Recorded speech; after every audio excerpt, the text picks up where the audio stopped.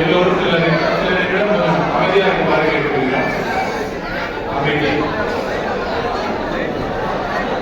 வணக்கம்.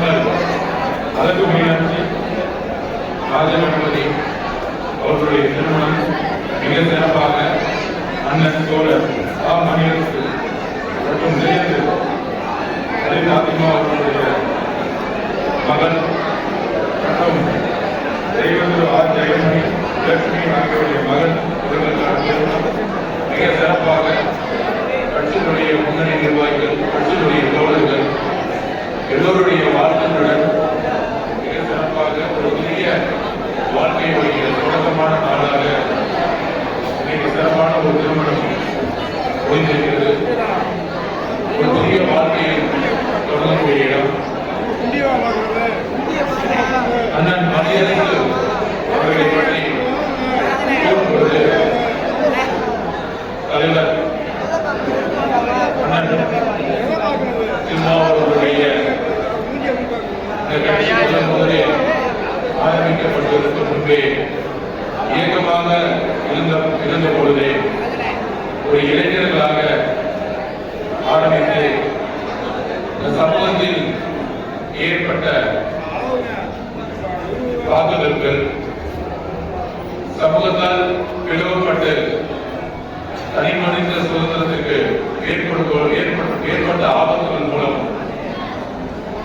தலித் இயக்கமாக ஆரம்பித்து கட்சியாக மாறிய போது, அதாவது தமிழ்நாட்டில் 29 வயதில் கட்சியை தொடங்கிய ஒரே தலைவர் அண்ணன் இயற்கை தமிழர் தலைவர் திருமாவளவன். இந்த உண்மை எத்தனை பேருக்கு தெரியாது. அந்த அளவிற்கு கிட்டத்தட்ட 40 வயது பயணம்.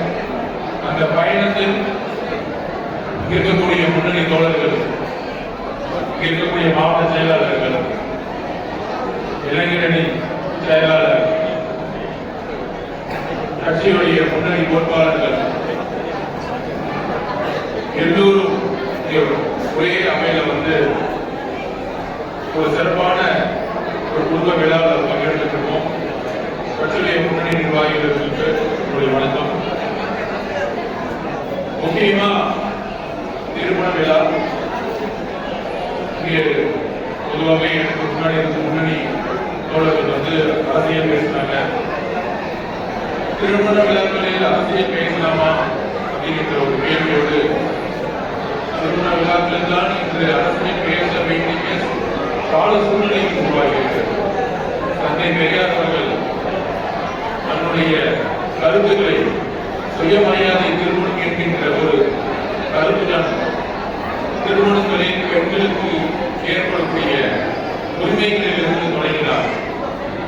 சுயமரியாதை இயக்கத்தை அறிஞர் அண்ணா உள்வாங்கி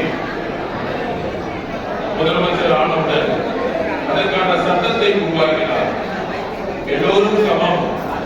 பெண் தன்னுடைய துணையை, ஒரு ஆண் தன்னுடைய துணையை பிறப்பின் அடிப்படையில் தேர்ந்தெடுப்பதல்ல, உணர்வின் அடிப்படையில், உணர்வு, அன்பு, பாசம் என்கின்ற அடிப்படையில் ஒரு எதிர்காலத்தை உருவாக்க பெரும்பால் எல்லோரும் சமம் இல்லை என்கின்ற கருத்திற்கு எதிராக ஒரு சுயமரியாதை கொள்கையை உருவாக்கினார் அறிஞர் அண்ணா. ஆனால் இன்றைக்கு சுயமரியாதை திருமணத்துடன் ஒரு முக்கிய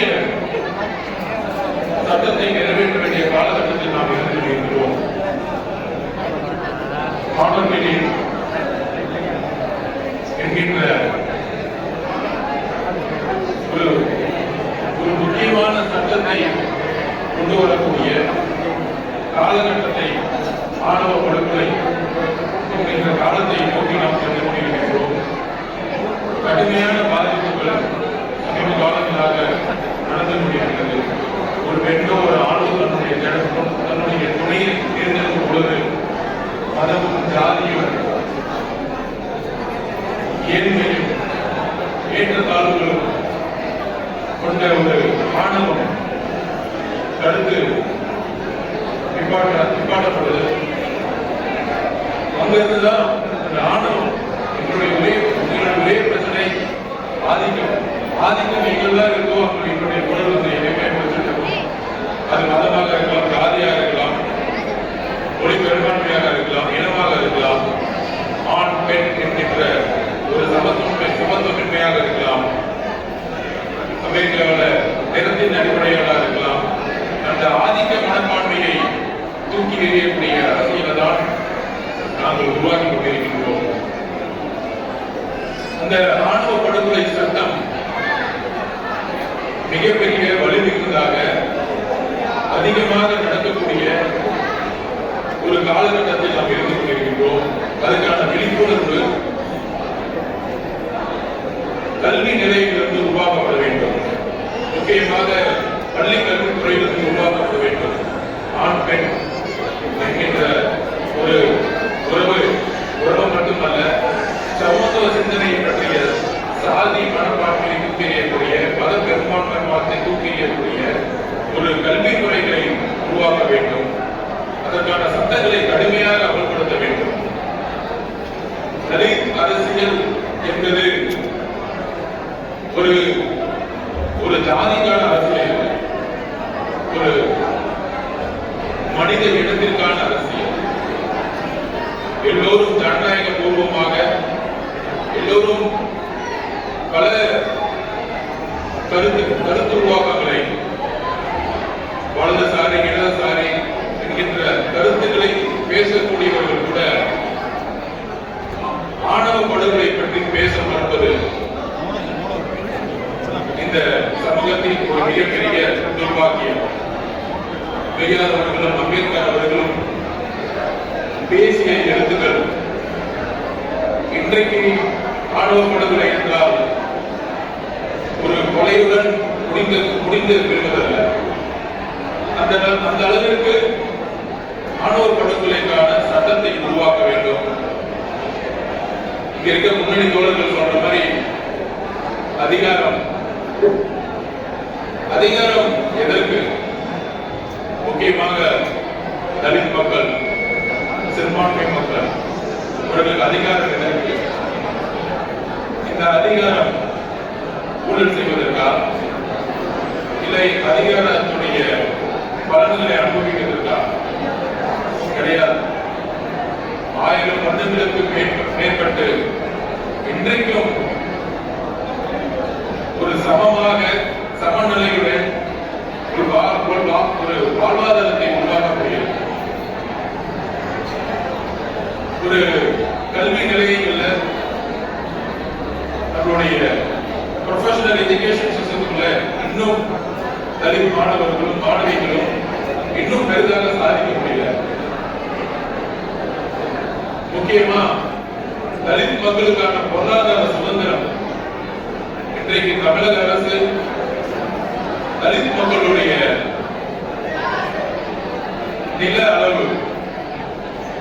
அளவுதான் லேண்ட் பேங்கிங் சொல்லுவோம்.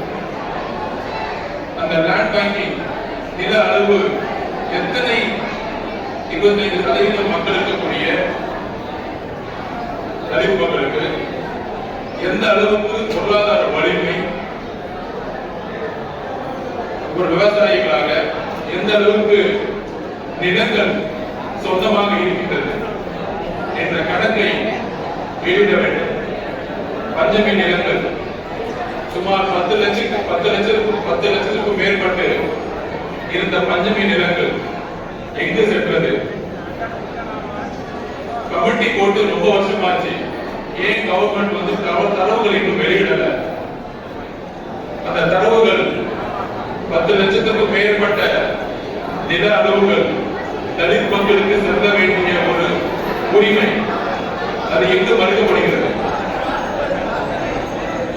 எந்த நில பலன்களை வைத்து சாதிய ஒடுக்குமுறை உருவாக்கியதோ அதே நில பலன்கள் தலித் மக்களுக்கு கிடைக்க வேண்டும், சிறுபான்மை மக்களுக்கு கிடைக்க வேண்டும். இந்த தரவுகள் தமிழக அரசிடம் கண்டிப்பாக இருக்கிறது. அந்த தரவுகளை கூடிய விரைவில் கமிட்டி தமிழக அரசு போட்டிருக்காங்க. கூடிய விரைவில் பஞ்சமி நிலங்களுடைய தரவுகளை வெளியிட வேண்டும். பாதிக்கப்பட்ட மக்களுக்கு பிரித்து கொடுக்க வேண்டும். புதிதாக இந்த பிரச்சனை வந்துட்டு இருக்கு. கோயில் செல்லக்கூடிய உரிமை, கோயில்ல எல்லோரும் சமம் அப்படின்னு செல்லும் பொழுது தலித் மக்கள் இன்றைக்கு பல்வேறு சூழ்நிலைகளால தடுத்து நிறுத்தப்பட்டாங்க. இப்ப ரீசெண்டா நடந்த ஒரு பிபிசியுடைய ஆய்வறிக்கை அதை வெளியிட்டிருக்காங்க. அந்த ஆய்வறிக்கையில் 2 சமூகம் கோயிலுக்கு செல்லும் பொழுது ஏற்படக்கூடிய உரிமை ஒரு மத பெரும்பான்மைவாதம் மூலம் தடுத்து நிற்கப்படும் பொழுது காவல்துறையும் ரெவன்யூ டிபார்ட்மெண்ட்டும் அந்த கோயில் கூட்டு போறாங்க. கூட்டு போறதால சொல்யூஷன் ஆகாது. தீண்டாமை ஒரு கோயிலுக்குள்ள தலித் மக்களை வரக்கூடாதுன்னு சொல்லும் பொழுது அங்க தீண்டாமையை செய்யக்கூடியவர்களை கைது செய்யும். கோயில்ல கூட்டு போறதுக்கான சொல்யூஷன் கிடையாது. அப்ப கோயில்ல கூட்டு போட்டுட்டு அது நீதித்துறை மூலம் சொல்யூஷனை உருவாக்கணும்னு நினைக்கும் பொழுது நீதித்துறை பல்வேறு காலத்தை நம்மளால ஒரு நீதித்துறை மூலமா உடனடியா ஒரு ஜஸ்டிஸ் உருவாக்க முடியாது. அப்ப காலத்தை கடத்துவதற்காக கோயில்களில் கூட்டு போடப்படுகிறது. என்றைக்கு ஒரு குரல் கோயிலுக்குள் வரக்கூடாதுன்னு சொல்றாங்களோ அந்த குரலை கைது செய்து தனிமைப்படுத்தப்படும். பிறப்பால் எல்லோரும் சமம் இல்லை என்கின்றவர்களை கைது செய்யும். கைது செய்து தனிமைப்படுத்தணும். அவர்களுக்கான விழிப்புணர்ச்சி உருவாகும். அவர்களுக்கான கவுன்சிலிங் சிஸ்டத்தை உருவாகும். மனநல மருத்துவர்களை கொண்டு ஒரு கவுன்சிலிங் சிஸ்டத்தை உருவாகும். அதுதான் முக்கியமான ஒரு விஷயம். கோயிலுக்குள்ள கூட்டு போட்டு தலித் மக்களை வரக்கூடாது என்பது சட்டம் அல்ல. அன்றைக்கே அதே நிமிடத்தில் அதே நொடியில் அவர்களுக்கான உரிமையை இந்த அரசு, இந்த காவல்துறை மீட்டெடுத்து கொடுக்க வேண்டும். ஆணவ படுகொலைக்கான சட்டத்தை உருவாக்க வேண்டும். பஞ்சமி நிலங்களை தரவுகளை தமிழக அரசு வெளியிட வேண்டும் என்பது எங்களுடைய தாழ்வான கோரிக்கை. அந்த கோரிக்கைகள் நியாயமான கோரிக்கைகள், உணர்வுபூர்வமான கோரிக்கைகள். இன்றைக்கும் 20-25% மக்கள் சேரிகளில் வசித்துக் கொண்டிருக்கிறார்கள். நான் தனிப்பட்ட வாழ்க்கையில் பொருளாதார ரீதியாக முன்னேறும் பொழுது என்னுடைய இருப்பிடம், என்னுடைய வீடு, என்னுடைய குழந்தை ஒரு நல்ல இடத்தில் வாழும் பொழுது ஒரு நல்ல எல்லா தேவைகளும் இருக்கக்கூடிய ஒரு இடத்தில் நான் வாழ்ந்துட்டு இருக்கேன். அப்படியே எழுச்சி தமிழர்களுடைய சிதம்பரம் மற்றும் விழுப்புரத்தில் சுற்றுப்பயணம் தலைவரோடு போகும்போது எல்லா தலித் மக்களுடைய வீடுகள், சேரிகள் பார்க்கும் பொழுது மனிதர்கள் வாழக்கூடிய இடமா அப்படிங்கிற ஒரு கேள்விகள் என் மனசில் இருந்துகிட்டே இருக்கு. அந்த அளவிற்கு சுகாதாரம், சுற்றுப்புறம், ஆப்பிரிக்காவுக்கு இன்னும் பெருசா பேசிட்டு இருக்கோம். ஆனால் இன்றைக்கு ஒரு கேள்விகளை உருவாக்க வேண்டும். எல்லா பத்திரிகையாளர்களும் என்னுடைய வேண்டுகோள், சேரி மக்களுடைய இருப்பிடத்திற்கு செல்லுங்கள். அந்த மக்களுடைய வாழ்வாதாரத்தை, பிரச்சனைகளை, அவர்கள் வாழ்கின்ற முறையை நீங்கள் பதிவு செய்யுங்கள். என்னுடைய மகன் ஒரு சேரியை பிறந்தால் மிகப்பெரிய பிரச்சனை என்னன்னா, சேரியில் பிறக்கக்கூடியவர்கள் 90% குடிநோயாளிகளாக உருவாக்கப்படுகிறார்கள். அவர்களுடைய வேலை வாய்ப்பு, அவர்களுடைய கல்வி முறை எல்லாமே ஜாதிய கட்டமைப்பால் உருவாக்கப்படுகிறது. தன்னுடைய கோபத்தை சொல்லும் பொழுது வன்முறையாளர்கள், சிறுபான்மை மக்கள் தன்னுடைய உரிமையை கேட்கப்படும் பொழுது தீவிரவாதிகள். புதுசா சொல்ல வராங்க, எங்களோட உரிமையை கேட்டா சங்கி. பிரச்சனைகளை திரும்புவதை விட பிரச்சனைகளுக்கான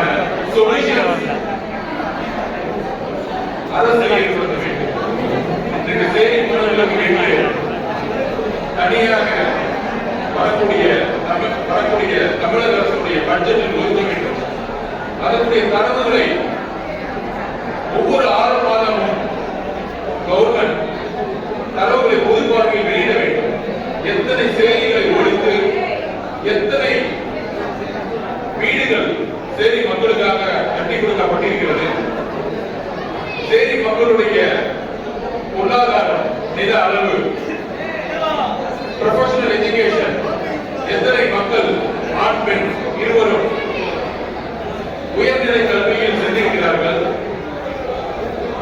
அன்றைக்கு அம்பேத்கர் அவர்கள், புரட்சியாளர் அம்பேத்கர் அவர்கள் படிக்க ஒரு மன்னர், சமூக நீதி சிந்தனை கொண்ட ஒரு மன்னர் உதவியதை போல இன்றைக்கு எத்தனை தலித் இளைஞர்கள் கடல் கடந்து அமெரிக்காவிலும் லண்டனிலும் படிப்பதற்கு நாம் இந்த திட்டத்தை உருவாக்க செய்கிறோம், இந்த திட்டத்தை உருவாக்க போகிறோம் என்கின்ற பல திட்டங்களுடன் எங்களுடைய பயணத்தை நாங்கள் முன்னெடுத்துக் கொண்டிருக்கிறோம். இந்த இயக்கம் மிகவும் ஒரு உணர்வுபூர்வமானது. காலகாலமாக ஒடுக்கப்பட்ட மக்கள் தன்னுடைய உரிமையை கேட்கப்படும் பொழுது அதற்கான விமர்சனங்களும் அதற்கான பிரச்சனைகளும் எழும் என்பது எனக்கு எப்பொழுதோ தெரியும். அதுலயும் முக்கியமா இப்ப நிறைய பேர் வந்து தொலைக்காட்சிகள் எல்லாம் பேசிட்டு இருப்பாங்க என்னுடைய ஜாதி பேரை சொல்லி. எனக்கே தெரியாது என் ஜாதின்னு. அதனால நான் வந்து அந்த திருமாவளவன் இருக்கேன். முட்டாள்கள், பைத்தியக்காரர்கள், பெரியாருடைய மண், அம்பேத்கருடைய இயக்கம் அப்படி சேர்ந்து இங்கு ஒரு தேர்தல் பிரச்சாரத்தை உருவாக்க ஒரு எம்எல்ஏவோ எம்பியாவோ உருவாக்குறதுக்கு நான் வரல. ஒட்டுமொத்த மக்களுக்கும் ஒரு பிரச்சாரத்தை உருவாக்கதான் நான் இங்க வந்திருக்கேன். எழுச்சி தமிழர்களுடைய தலைவருக்கு வலு கொடுக்கதான் நான் வந்திருக்கேன். இது எனக்கான ஒரு பதவி கிடையாது. எனக்கான ஒரு பதவி இருந்தா எனக்கு பல வழிகள் இருக்கு. இந்த ஜாதி பெயரை சொல்லி கூப்பிடுறது, இந்த யூடியூப்ல உட்கார்ந்து கத்துறதுலாம் நாங்க 15 வயசுல அம்பேத்கர் கூப்பிட்டு பெரியார் கூப்பிட்டு படிச்சிட்டோம்.